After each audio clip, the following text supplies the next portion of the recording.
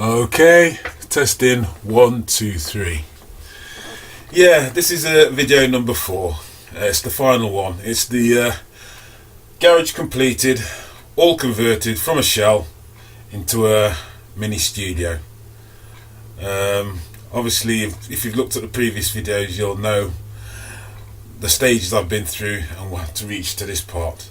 No doubt there's more elaborate and more beautiful studios out there, but I wanted to try something out. I had a plan in my head and it's come to fruition. I'm very happy with the results. So here we go. Here's how my garage looks now, but there's a flashback to how it used to look in the past. As you can see, that window has now been converted into a door, and the rotten wood that was around the top has been removed and UPVC'd up. We'll have a quick look at how the roof has been converted. This is how the roof looks now. It was concrete asbestos roofing and I was planning to remove it myself, but the health and safety issues for that would have been a very bad idea. To remove the concrete asbestos, I had to get specialists in to remove it, and they tore a piece out of the neighbours' roofing, so I had to repair theirs as well as replace the roofing on mine. As you can see, it was rotting around the sides, but now it's been replaced with UPVC with fresh wood, and then with a UPVC on top of the fresh wood. I'll take you around to the front now.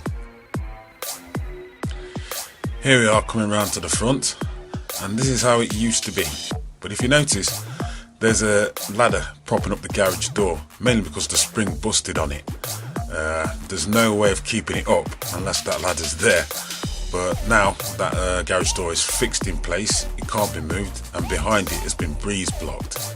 So from the exterior, the garage door's just ornamentals to make it look like it's a garage, but now the garage has been converted into a room. We'll take a look inside. When it used to look like this in the past, when it was just a basic garage, a shell, really just a glorified shed before my big idea. From a similar angle, this is what it looks like now. It's now my little recording studio, swivel chair in the middle. How it used to be when I was working on it, obviously the plasterboard panels were put up, but now this is how it looks. The back of the garage, like this, of course. And of course my working area, my working surface, that is a touchscreen monitor you're looking at. And obviously my speakers, my rack mount gear and my keyboard. Got a little guitar as well. I can play that, believe it or not. And there's my settee for when people want to come around and pay a visit. If you look at the surrounding areas, it's been acoustically treated.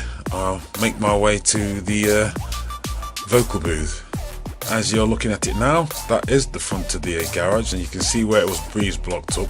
I'll have to remind you, I had no experience of creating a room within a room, but with finished results like this, I'm very pleased with myself, I must say.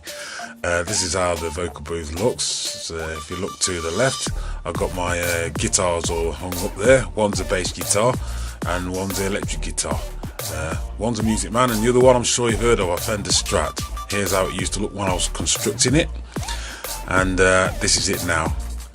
I think we'll bow out of here. As you can see, it's been acoustically treated as well to kill reflection, so that when people are singing there's no kind of echoing noise in there unless there's something you want to put into it.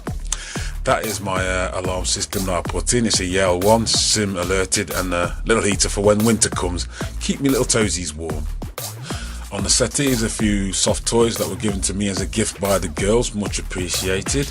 That's my drum machine at the top and the keyboard at the bottom, made by Native Instruments. Very good products they are. Rack mount, vocal processor, guitar amp, sound card, and at the bottom I've got a very powerful PC to run everything. That is the brain of the studio. On the other side is the other rack. It's got a few rack modules on there.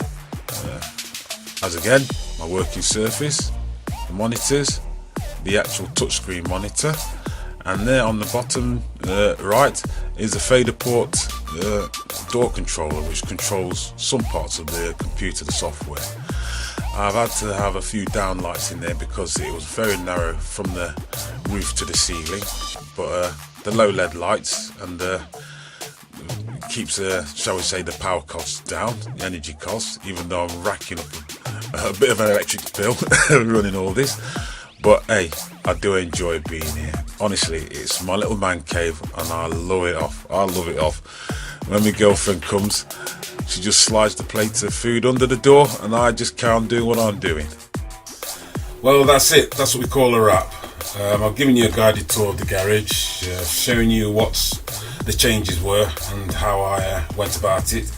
Of course, there's been a few people that were involved in the work, not just me. I did 80% of it, but shall we say the wiring, the brickwork, a bit of the double glazing and a bit of the carpeting. But the rest of it is all me. The planning, sometimes I made a few mistakes that proved to be costly, but at the end of the road, I'm very happy with what's happened around here.